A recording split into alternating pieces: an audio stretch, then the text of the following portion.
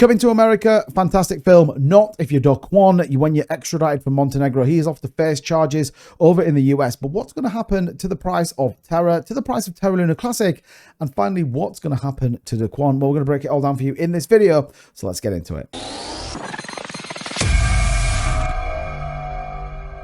So it's final, it's settled. Kwon is on his way back to the US. Very interesting. We're going to break down all kind of what's going on. A year-long endeavor to try and get Kwon to come back and ultimately face the repercussions of the collapse of Terra back in May 2022. So what do we have specifically when it comes to this? Well, it has been approved today by the Montenegro government, and ultimately the court of Puerto Rico have allowed the US to ultimately extradite him back to face charges, specifically on market manipulation and fraud. Now, for those of you that don't know, obviously Sam Bankman-Fried had a number of accounts based upon something similar. Kwon, in my view, is going to go back and probably will go to prison. That's just kind of the stark reality of what's going on. He will be extradited. It was reported in local media Wednesday, Feb 21st. The High Court of Puerto Rico announced that Kwon will be extradited to the United States. The approval reportedly followed the court's rejection of a bid by Kwon's home country, South Korea, to extradite the former Terra CEO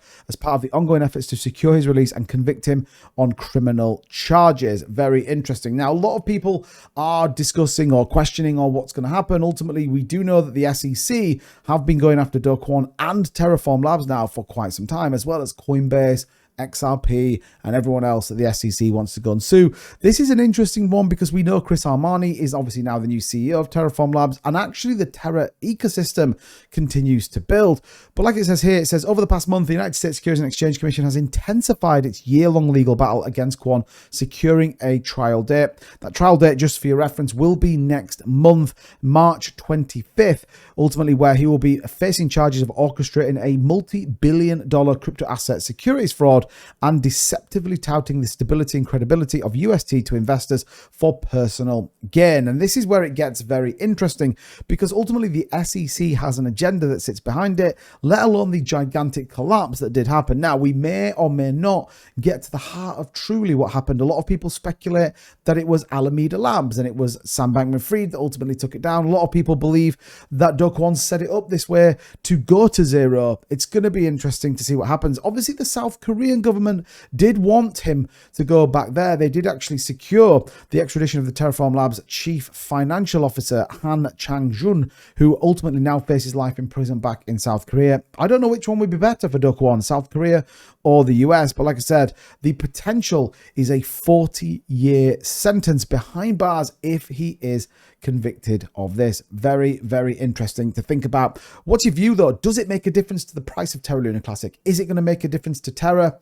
I'm interested to know what you think. Drop it in the comments down below. What we do know, though, is Chris Armanii not slowing down in terms of what he's doing, as much as to say really supporting some of the bigger protocols on Luna. Now, Luna's been having some really good times building out, bringing some new partners to the ecosystem, massive amounts of liquidity from TFL moving into these, and ultimately he's coming out talking about Astroport Finance that are still connected to Terraluna Classic. Yes, it's not as big as it was, and yes, they're not doing as much, but they are still there. And ultimately, Chris Armanii here talking about the importance of ultimately building and looking after the people that build the ecosystem. The bit I want to bring your attention to, which I think is very interesting and absolutely worthwhile noting, is where it says about maybe their tech is best in Cosmos precisely because they don't waste time here.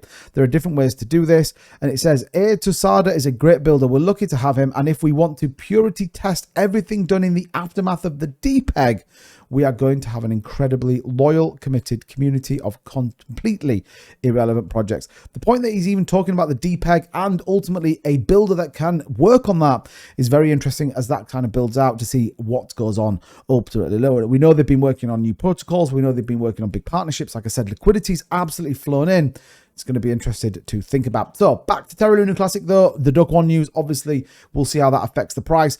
The supply continues to come down about 50 million. We did reduce today. Obviously, there's a lot of debate about 800 million USTC coming out of the equation. That's still not true to be said. We'll keep it up to date as that kind of moves through. And it's always worthwhile taking a look at the statistics. What do you see? 15.09. Yet again, people staking their Luna Classic. Now, what I would reference, it's not in anywhere near the same numbers that we've had before, which I think is important important to reference, but people feel like they're moving and they are making it more decentralized with a couple of votes that are coming through. I think is going to be important. So what do we got with the price? Well, look, Bitcoin is on a little bit of a rally right now. 51,800 just broke above this long-term trend line that we have on here.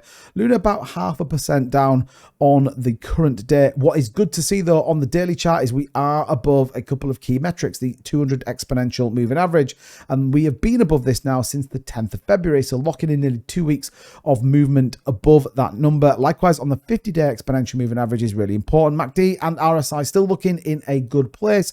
We need to see a little bit of sentiment. Likewise with Luna, and as much as this builds out, it will naturally take Luna Classic with us. Now, I do think we're in a place where we should see a little bit more movement when Luna Classic, given some of the proposals, given some of the agenda, and don't forget, we have that Binance burn once again coming in the next 9 days. Worthwhile keeping an eye on as that continues and that march continues from Binance. It's only a matter of time, in my opinion, until something comes out. But I'm always interested to know what you think. Let me know. Do you think Kwon being extradited to the US, facing court, dragging up everything that happened in the Terra Luna crash, do you think it makes a difference to the price? Let me know. Yes or no down below in the comments. And if you haven't already, subscribed to the channel to keep up to date with the latest and greatest in cryptocurrency. Thank you so much for watching this video. I appreciate you all. Don't forget, check some of the links out in the description if you want to join a fantastic cryptocurrency exchange, Margex. It supports the channel. It's a great exchange. Check it out down below. And I'll see you guys in the next one. Bye-bye.